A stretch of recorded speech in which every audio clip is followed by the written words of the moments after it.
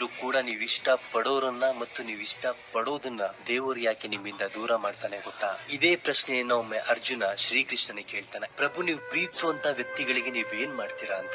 ಆಗ ಶ್ರೀಕೃಷ್ಣ ಹೇಳ್ತಾರಂತೆ, ಕರೋಮಿ ಬಂಧು ವಿಚ್ಛೇದಂ, ಅಂದ್ರೆ ನಾನ್ ಯಾರನ್ನ ಪ್ರೀತಿಸ್ತೀನೋ ಅವರ ಬಂಧುಗಳನ್ನ ಮತ್ತು ಸ್ನೇಹಿತರನ್ನ ಅವರಿಂದ ದೂರ ಮಾಡ್ಬಿಡ್ತೀನಿ ಅಂತ. ಸೊ ಯಾವಾಗ ಅವರು ಒಂದಷ್ಟು ಸಂಬಂಧಗಳನ್ನ ಕಳ್ಕೊಂತಾರೋ ಆಗ ಅವ್ರಿಗೆ ಅನ್ಸುತ್ತೆ, ಹೋಗಿದ್ದು ಬರೀ ಸಂಬಂಧಗಳಲ್ವಾ, ನನ್ನ ಹತ್ರ ದುಡ್ಡಿದೆ ಬಿಡು ಅಂತ. ಆಗ ಶ್ರೀಕೃಷ್ಣರು ಮುಂದೊಡ್ದು ಹೇಳ್ತಾರಂತೆ, ಹರೀಶೇ ತದ್ಧನಂ ಸನೆ, ಅಂದ್ರೆ ನಾನು ಅವ್ರ ಹತ್ರ ಇರುವಂತ ದುಡ್ಡು ಮತ್ತು ಸಂಪತ್ತನ್ನು ಕೂಡ ನಿಧಾನವಾಗಿ ಕಿತ್ಕೋತೀನಿ. ಅವ್ರಿಗೆ ಯಾವಾಗ ಇರುವುದೆಲ್ಲವೂ ಕೂಡ ಶೂನ್ಯ ಅನ್ಸುತ್ತೋ ಆಗ ಅವರು ನನ್ನ ಪಾದಗಳಿಗೆ ಬಂದು ಅರ್ಪಿತರಾಗ್ತಾರೆ. ಅವರು ಒಮ್ಮೆ ನನ್ನ ಮುಂದೆ ಬಂದು ನೀನೇ ಎಲ್ಲ ಅಂತ ಒಮ್ಮೆ ಶರಣಾದ ಮೇಲೆ ನಾನು ಚಾರ್ಜ್ ತಗೊಂತೀನಿ, ಆಮೇಲೆ ಅವನು ಬಯಸಿದ್ದೆಲ್ಲವನ್ನು ಕೂಡ ನಾನು ಕೊಡ್ತೀನಿ ಅಂತ. ಸೊ ಜೀವನದಲ್ಲಿ ಒಳ್ಳೆಯವರಿಗೆ ಮೊದಲು ದೇವರು ಕಷ್ಟಗಳನ್ನ ಕೊಡ್ತಾನೆ, ಎಲ್ಲವನ್ನು ಕೂಡ ಕಿತ್ಕೋತಾನೆ, ಅವ್ರನ್ನ ಪರೀಕ್ಷೆ ಮಾಡ್ತಾನೆ. ಜೀವನದ ಪರೀಕ್ಷೆಯಲ್ಲಿ ಅವನೊಮ್ಮೆ ನಿಯತ್ತಾಗಿ ಗೆದ್ದು ತೋರಿಸಿದ್ರೆ ಆಗ ಕೃಷ್ಣ ಹೇಗೆ ಅರ್ಜುನನಿಗೆ ಸಾರಥಿಯಾಗಿ ಅವನನ್ನ ಗೆಲ್ಲಿಸ್ತಾನೋ, ನಿಮಗೂ ಕೂಡ ಸಾರಥಿಯಾಗಿ ನಿಮ್ಮ ಜೀವನದಲ್ಲಿ ನಿಮ್ಮನ್ನ ಗೆಲ್ಲಿಸ್ತಾನೆ. ಸೊ ಜೀವನದಲ್ಲಿ ನೀವು ಬಯಸಿದೆಲ್ಲವೂ ಕೂಡ ಸುಲಭವಾಗಿ ಸಿಕ್ಕರೆ ಅದು ದೇವರು ಕೊಟ್ಟಂತ ಭಿಕ್ಷೆ ಅಂತ ಅನ್ಕೋಬೇಕು.